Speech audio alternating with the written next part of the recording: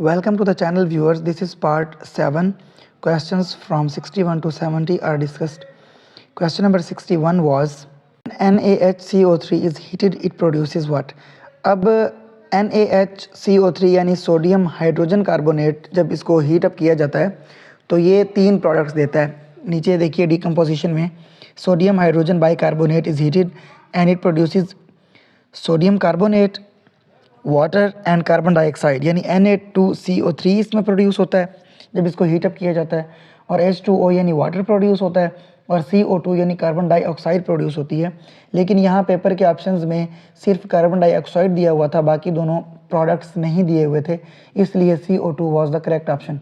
अब NaHCO3 जो है सोडियम हाइड्रोजन कार्बोनेट, इसका दूसरा नाम जो है वो बेकिंग सोडा है. ये बहुत इंपॉर्टेंट क्वेश्चन है कि सोडियम हाइड्रोजन कार्बोनेट यानी NaHCO3 को और क्या नाम दिया जाता है. What is the other name of NaHCO3? तो वो बेकिंग सोडा है. अब इसकी जो प्रोडक्ट्स हैं, इसको जब हीट अप करते हैं तो इससे जो प्रोडक्ट्स हमें मिलती हैं उनमें सोडियम कार्बोनेट, पानी और कार्बन डाइऑक्साइड है. अब ये जो सोडियम कार्बोनेट है Na2CO3, इसका दूसरा नाम क्या है?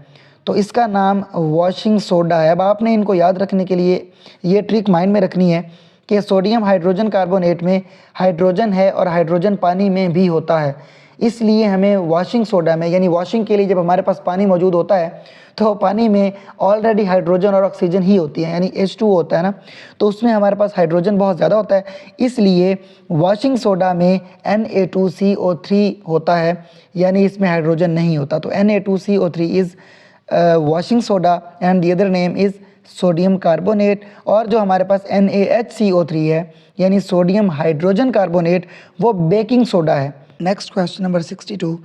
Stoma found in the epidermis of leaves closes when guard cells dash. इसका करेक्ट ऑप्शन था गार्ड सेल्स लूज वाटर. आप इस डायग्राम में देख सकते हैं कि जब गार्ड सेल्स के अंदर पानी ओस्मोसिस के ज़रिए एंटर होता है तो वो फूल जाते हैं, यानी वो टर्जिड हो जाते हैं. और इस सूरत हाल में स्टोमेटा जो होते हैं वो पोर्स होते हैं ना, छोटे छोटे पत्ते में रिस्पिरेशन मतलब सांस लेने के लिए उनके जो इस्तेमाल होते हैं, तो वो स्टोमेटा जो होते हैं वो ओपन हो जाते हैं जैसे ही उनके अंदर पानी एंटर होता है. और ये आप राइट साइड वाली पिक्चर में देख सकते हैं, जब पानी रिमूव हो जाता है ना उसके अंदर से, गार्ड सेल्स के अंदर से, ये दोनों साइड पे गार्ड सेल्स हैं. ये आपको अंदर न्यूक्लियस भी नज़र आ रहा है, क्लोरोप्लास्ट भी, सारे उसके पार्ट्स को लेबल किया हुआ है एक साइड से ना. तो इन सेल्स के अंदर यानी गार्ड सेल्स के अंदर जब पानी एंटर होता है तो स्टोमेटा ओपन हो जाते हैं, और जब ये गार्ड सेल्स पानी को लूज़ करते हैं, जो कि इस क्वेश्चन का करेक्ट ऑप्शन भी था, तो उसके नतीजे में क्या होता है, गार्ड सेल्स रिलैक्स हो जाते हैं और वापस में मिल जाते हैं, जिसके नतीजे में क्या होता है, स्टोमेटा जो है वो क्लोज हो जाते हैं. Next question number 63. Iron and steel structures are damaged by. Iron और स्टील की सरफेस को क्या चीज़ डैमेज करती है? तो इसका करेक्ट ऑप्शन था सल्फ़र डाइऑक्साइड. अब सल्फ़र डाइऑक्साइड डायरेक्टली उसको अफेक्ट नहीं करता, लेकिन ये सल्फ़र डाइऑक्साइड ऑक्सीजन और मॉइस्चर यानी नमी की मौजूदगी में सल्फ्यूरिक एसिड बनाता है, जो सल्फ्यूरिक एसिड उसको फिर स्टील और आयरन को अफेक्ट करता है. तो इसका आप फार्मूला नीचे देख सकते हैं, SO2 प्लस ऑक्सीजन यानी sulphur dioxide plus oxygen plus water, और ये रिएक्टेंट्स फॉर्म करते हैं. प्रोडक्ट हमारे पास क्या आ रही है, H2SO4. H2SO4 जो है सल्फ्यूरिक एसिड का फार्मूला है, और किंग ऑफ एसिड्स भी सल्फ्यूरिक एसिड को कहते हैं. और कार की बैटरीज़ में, गाड़ियों की बैटरीज़ में जो एसिड यूज़ होता है वो भी सल्फ्यूरिक एसिड ही है. तो ये एडिशनल इन्फॉर्मेशन है जिसको याद रखना बहुत ज़रूरी है, क्योंकि ये कई दफ़ा क्वेश्चन पूछे गए हैं. Next question number 64 was inflammation of liver is caused by. तो इसका करेक्ट ऑप्शन था हेपेटाइटिस. हेपेटाइटिस की वजह से लीवर की इन्फ्लेमेशन होती है, यानी वो रेड हो जाता है, स्वोलन हो जाता है, पेनफुलनेस होती है. Next question number 65 was Paris climate agreement was adopted in. Paris climate change agreement actually इसको कहते हैं. ये क्लाइमेट चेंज के बारे में एक एग्रीमेंट था जिसको अडॉप्ट किया गया था 2015 में. ये क्वेश्चन कई दफ़ा पूछा गया है, लेकिन इस पे जो है ना सिग्नेचर्स हुए थे वो 2016 में हुए थे. तो ये third point, USA second largest emitter of carbon dioxide withdrew in 2020. rejoined in 2021 and announced withdrawal again in 2025. अब ये second largest emitter of carbon dioxide है। ये भी एक इम्पॉर्टेंट पॉइंट है नोट करने के काबिल, क्योंकि ये पेपर में अक्सर पूछा जाता है। अगर ये यूएस से दूसरे नंबर पे है कार्बन डाइऑक्साइड खारिज करने में एटमॉस्फेयर में, तो फिर पहले नंबर पर कौन है? पहले नंबर पर चाइना है। दुनिया में पहले नंबर पर सबसे ज़्यादा जो कार्बन डाइऑक्साइड एटमॉस्फेयर में रिलीज़ करता है वो चाइना है। दूसरे नंबर पर USA United states of America और तीसरे नंबर पर इंडिया है। Next question number 66। The United Nations Conference on Environment and Development UNCED also known as Rio Summit was held in।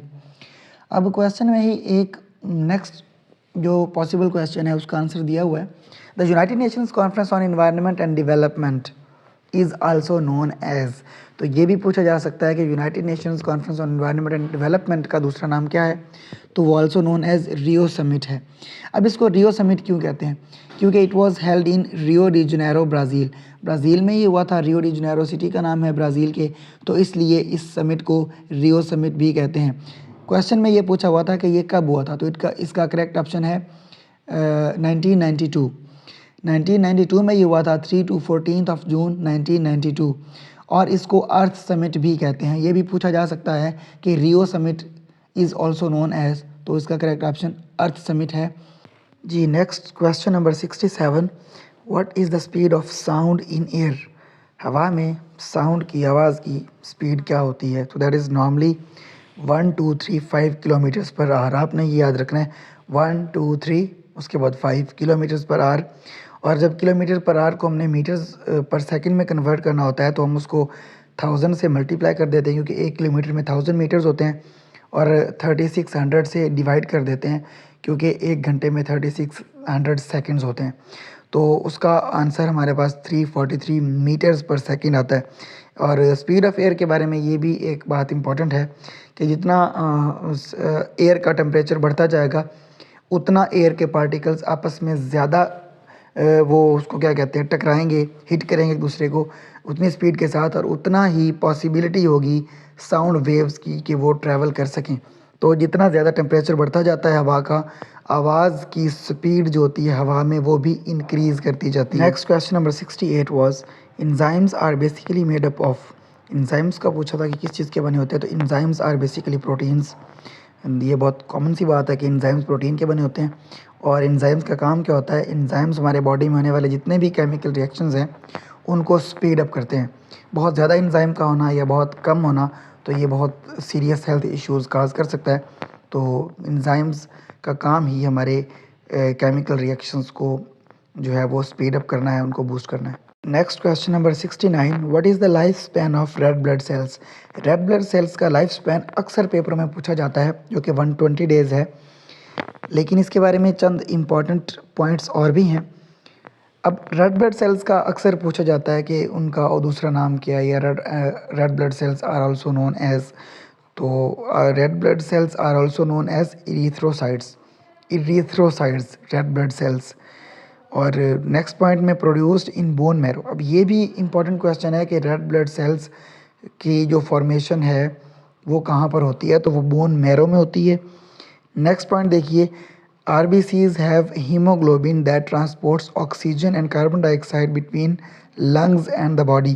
यानी RBCs के पास एक ऐसी प्रोटीन होती है जिसको हीमोग्लोबिन कहा जाता है। हीमोग्लोबिन एक्चुअली प्रोटीन है।